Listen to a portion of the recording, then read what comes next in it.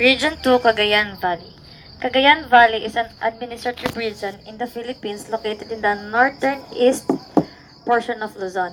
It is composed of 5 provinces: Batanes, Cagayan, Isabela, Nueva Vizcaya, and Quirino. The region has 4 cities: Kawayan, Iligan, Santiago, and Tuguegarao. Batanes. Batanes is an archipelago province in the Philippines situated in the Cagayan Valley region. It is the northernmost province in the country and also the smallest, both in population and land area. Its capital is Basco, located in the island of Batanes. Batanes tourist spots. Basco Lighthouse. The lighthouse was erected in Nait Hills or the site of the old telegraph facility used by the Americans and was destroyed by the Japanese during World War II. The lighthouse has an opposing unobstructed views of Mount Iraya to the north, West Philippine Sea, and the Basco town proper to the south. The 6-story structure has its gallery of viewing deck on the 5th floor. Located next to the 66 feet tower is a dwelling of vernacular Ivatan structure. Tayid Lighthouse. Manhattan's original non-functional lighthouse was constructed in 70s near the San Carlos Borromeo Church, and the structure looked like a very tall lamppost, like the one found in Basco. Tayid Lighthouse was built around year 2000 and completed in 2004. It was this octagonal-shaped lighthouse is now regarded more as tourist attraction rather than a beacon to seafarers. It is perfectly located on a hill at the east side of Bataan Island, from which you'll see cows gazing on the hills. Sabtang Lighthouse. On the northern end of Sabtang lies the village of Malakdang. The picturesque Sabtang Lighthouse, standing on a hill overlooking the sea, is only a few minutes' hike from the Malakdang Welcome Arch. Perched on a cliff on the right side of the port, Sabtang Lighthouse is the first man-made structure to greet you as you approach Sabtang Island, posing like a sentry to the unpredictable water of Batanes. Batanes' famous foods. Lunyis is an indigenous dish of preserved pork and is usually served fried. It is very crispy and best eaten with turmeric rice. Another Ibatan staple, garnished with a generous amount of garlic. It resembles dried pork adobo. The dish is made using a traditional preservative method by the Ibtans. Lavaten. Are you familiar with kinilaw style of preparing fish meat in the Philippines, or simply caviche?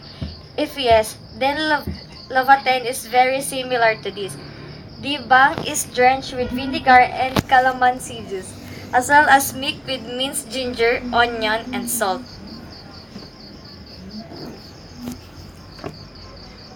Vunes. This is a dish that my father used to prepare a lot for our family. This is made of preserved gabi stock, which could technically last for years.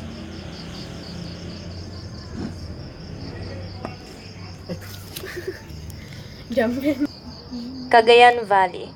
Cagayan Valley. Additional for Cagayan Valley tourist spots. Calao Cave Resort is one of the limestone caves located in the municipality of Peña Blanca, Cagayan Province in the Philippines.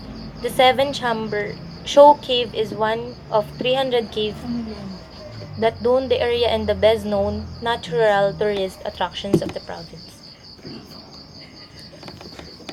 Basilica Minor of Our Lady of Pea. This international shrine has earned the distinction as the pilgrimage center of the North. Shera Cave. Shera Cave, this cave is only 20 meters away from the famous Calao Cave, and one can gain entry by crawling through a very low and narrow opening called Silica's Passage. Magapit Suspension Bridge. Magapit Suspension Bridge, this is the only one of its kind in the Philippines and is the first suspension bridge in Asia. The bridge is still operational and is used for access to the Ilocos region. Let's move on to Isabela. Isabela is the second largest province of the Philippines and the largest on the island of Luzon in the land area. Its capital is the city of Ilagan. Aguinaldo Shrine. Aguinaldo Shrine, although Isabela did not play a major role in the revolt against Spain, it is in Palanan that the final pages of the Philippines Revolution was written when the American forces led by General Frederick Funston finally captured General Emilio Aguinaldo in the area on March 23, 1901.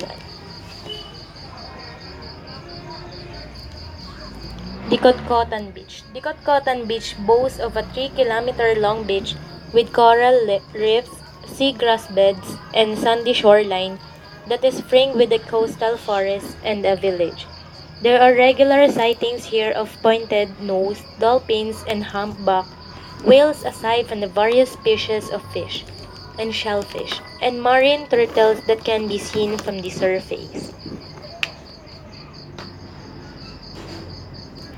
Palanan Rainforest, the Philippines' largest low-altitude rainforest with numerous unknown endemic species of flora and fauna and exceptional biological diversity.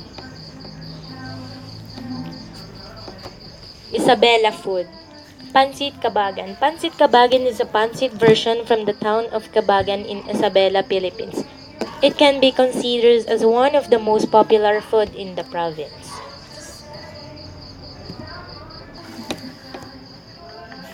Nueva Vizcaya. Nueva Vizcaya is a province of the Philippines located in Cagayan Valley region in Luzon. Though it is geographically and culturally part of the Cordilleras, its capital is Bayombo. Nueva Vizcaya tourist spots.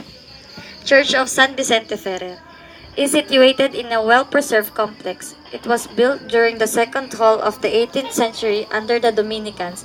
It was declared as a national culture treasure. For that reason alone, this church is well worth the visit.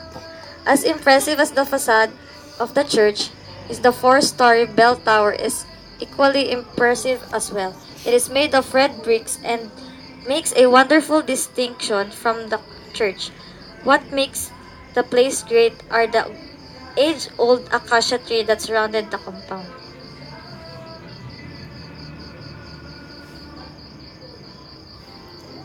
Imogan Falls. The falls is located about 30 minutes from the National Highway, after which you'll be greeted with a very pristine and rarely touched jewel. Yes, getting to the actual falls requires a bit of exercise, some 6 to 7 kilometers of it, but reaching the end of your journey is well worth the physical exertion.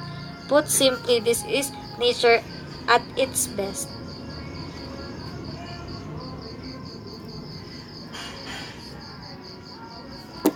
St. Dominic Cathedral is living statement to the grandeur of what the old town was.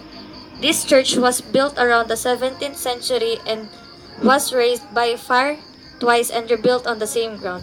The facade remains the same as it was years ago and is a treasured gem from a time long past.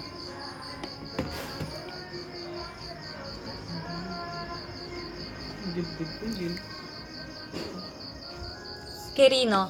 Quirino is a landlocked province in the Philippines located in the Cagayan Valley region in Luzon and named after Elpidio Quirino, the sixth President of the Philippines. Its capital is Cabarogis. The province borders Aurora to the southeast, Nueva Vizcaya to the west, and Isabela to the north. Main tourist attractions.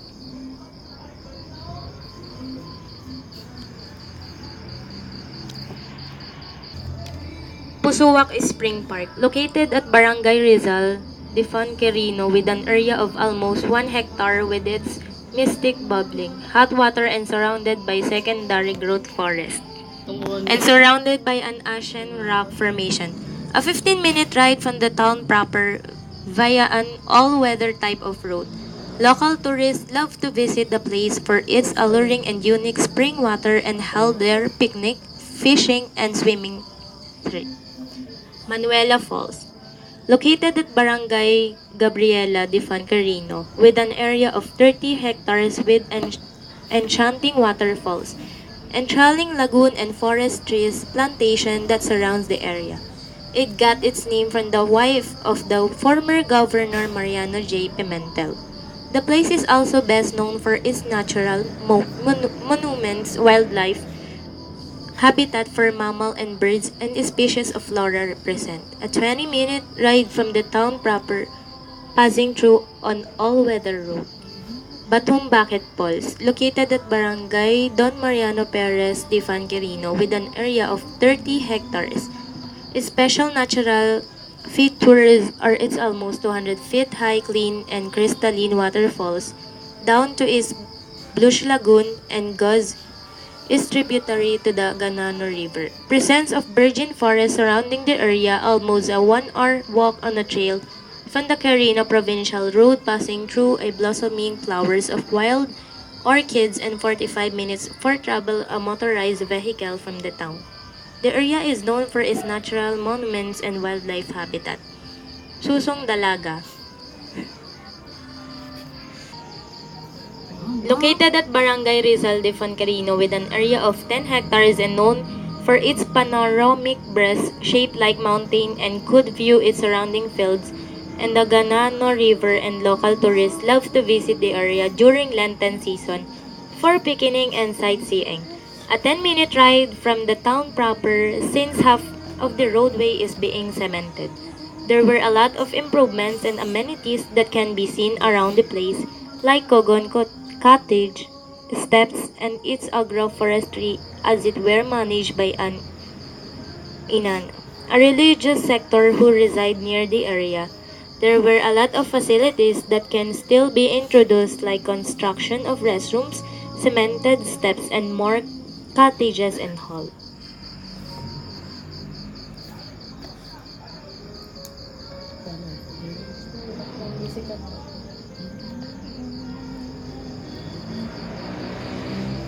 Go.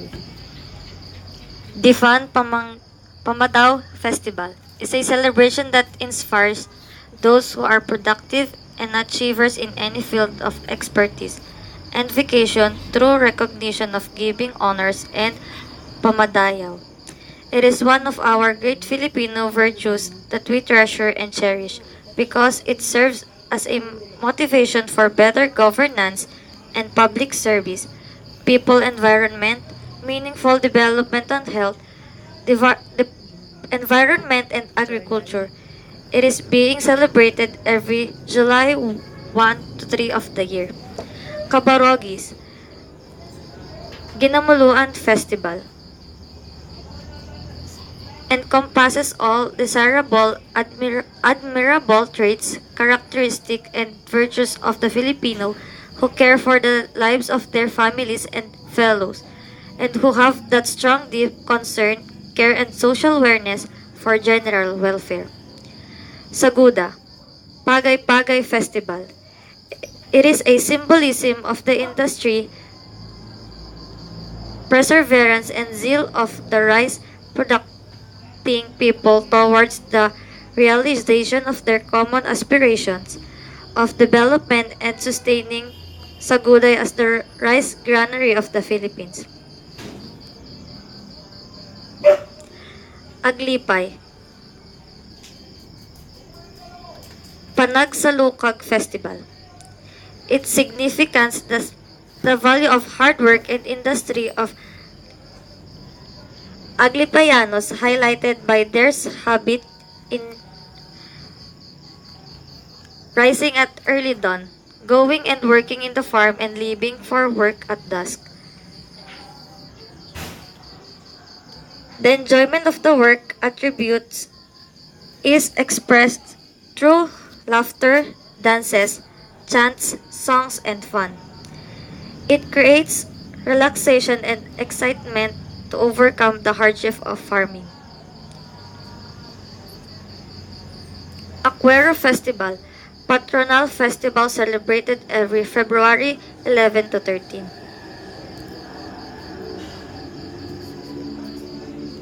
Madela, Panag Sasalog Festival, reflects the traditional custom of going to farm at dawn where their works generally located at lowlands and leaving for her home at nightfall.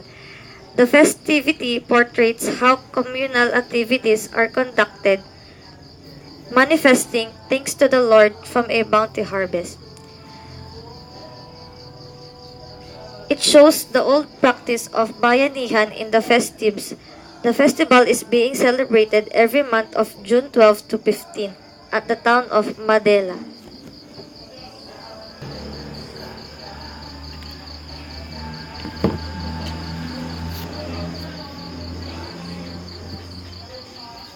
Famous food.